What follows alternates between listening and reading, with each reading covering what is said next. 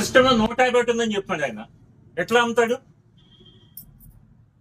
అంటే? ఒక 10 రూపాయల డిఫరెన్స్ ఎన్ని ఎన్ని వందల డిఫరెన్స్ వస్తుంది ఇది? అడిగితే తప్పంటే ఎట్లా? అడిగితే తప్పంటే ఎట్లా? కస్టమర్ తో రెక్లెస్ గా మాట్లాడడం కరెక్ట్ కాదు. అడిగితే తప్పంటే ఎట్లా? అడిగితే తప్పంటే ఎట్లా? అడిగితే తప్పంటే ఎట్లా? ఎవడో నేను తెలిసేస్తుంది నీకు? ఇంకోటి కాదు, నేను ఎవడో తెలిసేస్తుంది నీకు? వచ్చింది ఆయన. నేను ఎవడో తెలిసేస్తుంది నీకు? అప్పటికి చెప్పాను సార్. సార్ అమ్మాయికి అడిగితే ఆ సార్ వెనకాల ఉన్నారు కదా కళ్ళు.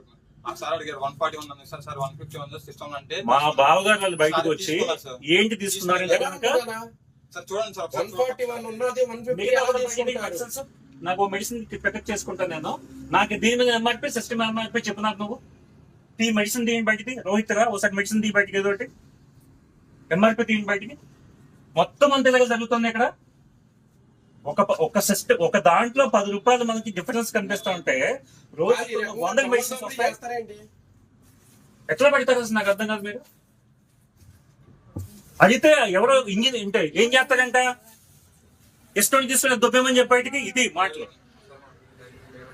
నేను మాట్లాడిన ఇప్పుడు రమ్మని చెప్పి ఎక్కడున్నాడు, రమ్మని చెప్పి ఎక్కడున్నాడు, రమ్మని చెప్పి ఎండా మర్యాదగా అతను నెంబర్ నేను మాట్లాడుతా అంటే కనుక ఇష్టం అంటే కొనుక్కొని దుబ్బేమని చెప్పేటికి అని చెప్తున్నాడు.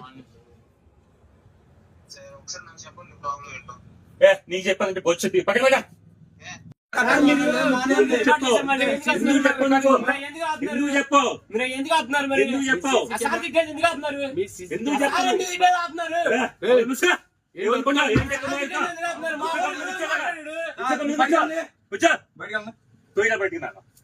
చెయ్యడా నువ్వు బయటికి, చెయ్యడా బయటికి, ఏ చెయ్యి చెయ్యడా బయటికి, సిఐ ఫోన్ చేస్తాడు. సిఐ ఫోన్ చేయి. ఏమనుకున్నా నా గురించి నువ్వు?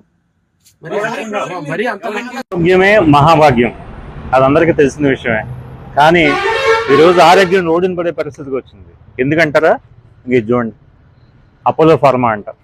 అపోలో ఫార్మాలు ఒక వ్యక్తి గన్నవరం, ఇది గన్నవరం గాంధీవం సెంటర్, కరెక్ట్గా కంకిపాడు బస్ స్టాండ్ పక్కనే ఉన్న ఒక ఫార్మా యూనిట్ ఇదైతే కనుక. దీనిలో ఒక వ్యక్తి ఒక మెడిసిన్ కావాలని చెప్పి వస్తే కనుక 151 రూపాయలు తీసుకున్నారు. స్ట్రిప్ మీద ఎంఆర్పీ చూస్తే 141 ఉంది. అడిగితే ఏం చెప్పారు? సిస్టంలో రికార్డ్ అయింది అంతేం చెప్పన్నారు. వాళ్ళకి తెలియదు అది ఏంటనేది. బయటకు వచ్చారు, అది మా బావగారు తీసుకుంది. నేను అడిగా ఎందుకు ఎక్కువ తీసుకున్నారని చెప్పి లోపల పోయి అడిగా. సిస్టంలో రికార్డ్ అయింది ఇంతేం చెప్పాడు. ఇంతే అంటే ఎట్లా చెప్పగలవు తమ్ముడు? నీ ఇన్ఛార్జ్ని అడిగంటే నీకు ఇష్టమైతే తీసుకో, లేకపోతే మెడిసిన్ పెట్టేసి పో అని చెప్పాడు. నేను బూతులు తిట్టా. ఎందుకు తిట్టకూడదు? కడుపు మంట కాబట్టి. నేను 10 రూపాయలు ఎఫోర్డ్ చేయగలను కాబట్టి మెడిసిన్ తీసుకుని ఇంటికి పోతున్నాయి. ఈరోజు ఇదే స్ట్రిప్ ఒక్క మెడిసిన్ సింగిల్ పీస్ కూడా ఎవరో కట్ చేయకుండా ఇచ్చే స్ట్రిప్ ఇది 141 కాదు 151 అని చెప్తే కనుక 5 రూపాయలు కూడా లేకపోతే కనుక మెడిసిన్ వదిలేసి మెడిసిన్ వేసుకోకుండా జనాలు ఏమవుతారనేది ఆలోచించండి ఒకసారి. ఫార్మాని ఇప్పటికే దొంగ అని చెప్పి ముద్ర ఉంది. ఇలాంటి దొంగ పనులు చేస్తే కనుక దొంగనికి ఇంకేమనాలి మిమ్మల్ని?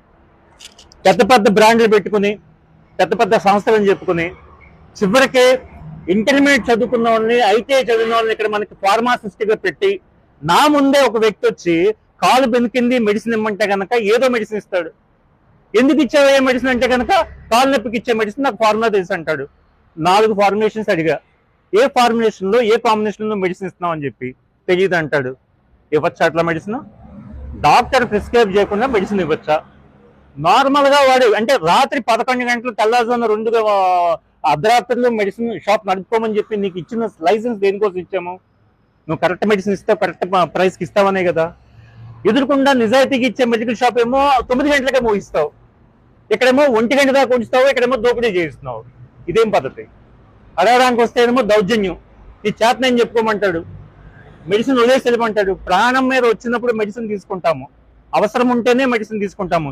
ఇదేమి కూల్ డ్రింక్ కాదు, లేకపోతే బిస్కెట్ ప్యాకెట్ చాక్లెట్ ప్యాకెట్ కాదు. అవసరం ఉంటే తీసుకుని లేకపోతే వెళ్ళిపోవడానికి కాముగా ఇంటికి. మెడిసిన్ వేసుకోకపోతే ఇబ్బంది అనుకున్నప్పుడు ఖచ్చితంగా 10 గంటలకు వచ్చామంటేనే అవసరం ఉన్నట్టు లెక్క ఇక్కడ. అలాంటి టైంలో వచ్చినప్పుడు నీ ఇష్టం దోపిడీ చేస్తా అంటే మటుకు చూస్తూ కూర్చోము. నా పేరు శేష్ కుమార్, నేను భారతీయ జనతా పార్టీకి జిల్లా ప్రధాన కార్యదర్శి. నేను పార్టీ మనిషిగా నేను మాట్లాడలేదు, సామాన్య వ్యక్తిగా సమాజం మీద ఉన్న ప్రేమ గల వ్యక్తిగా ఈ క్వశ్చన్ వేస్తున్నాను. నేను అపోలో 100% దీనికి సమాధానం చెప్పాల్సిందే. ఇప్పటికైనా మీ పద్ధతి మార్చుకోకపోతే మీ మీద చాలా అనుమానం ఉంది నాకు. ప్రతి అవుట్లెట్ లో కొన్ని వందల మెడిసిన్స్ అక్కడ నువ్వు వెనకాల పెట్టి కూర్చున్నావు. ఏది ఎంఆర్పికి నువ్వు అమ్మట్లేదేమో అని చెప్పి నాకు అనుమానంగా ఉంది. ఇది ఇమ్మీడియట్ గా రాష్ట్ర నాయకులు, ఖచ్చితంగా రాష్ట్ర ప్రభుత్వం దీని మీద చర్యలు తీసుకోవాలి. అదేవిధంగా రేపు ఉదయమో లేకపోతే ఎల్లుండి మార్నింగ్ రాష్ట్ర వైద్య శాఖ మంత్రి సత్యకుమార్ గారిని కూడా కలిసి నేను ఈ ప్రూఫ్ చూపించి రిప్రజెంటేషన్ ఇవ్వబోతున్నాను. అదేవిధంగా డ్రగ్ కంట్రోల్ డైరెక్టర్ కి నేను ఆల్రెడీ ఇన్ఫర్మేషన్ ఇచ్చాను. రేపు మార్నింగ్ మొత్తం రాష్ట్ర వ్యాప్తంగా ఉన్న అపోలో ఫార్మసీ ప్రతి దాని మీద కూడా ఎంఆర్పి, ఎక్స్పైరీ డేట్లు, అసలు కంపెనీ అమ్ముతున్నావా, నీ ఇష్టం అంటే అమ్ముతావా, ప్రతిదీ కూడా నిగ్గు తేల్చే విషయాన్ని మీరు తేల్చాల్సిందిగా నేను మీడియా ప్రతినిధి సాక్షిగా నేను కోరుకుంటున్నాను. భారత్ మాతాకి జై హింద్.